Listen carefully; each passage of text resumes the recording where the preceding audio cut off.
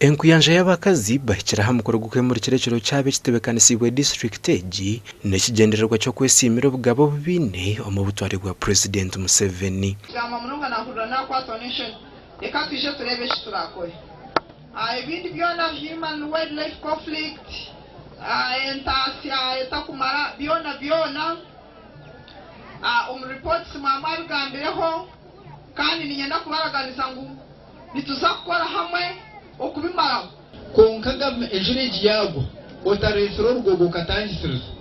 ejura kwe kumara kufi no kwateto morano zahizi bakutaha iwe government ejiyo ebagambire netuletera program zonezi tuzikoze se bamwe mu bakaza bagambaho na TV West bagira ngo government eje bihire hare ekitwakorire muzeyi wit President Museveni obwahwire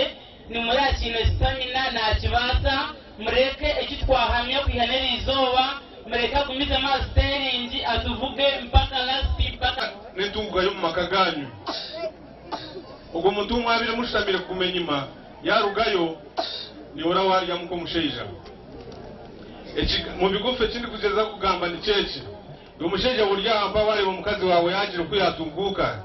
yagire kuyagira kurakurana ngo cero akore yorobe utwaze make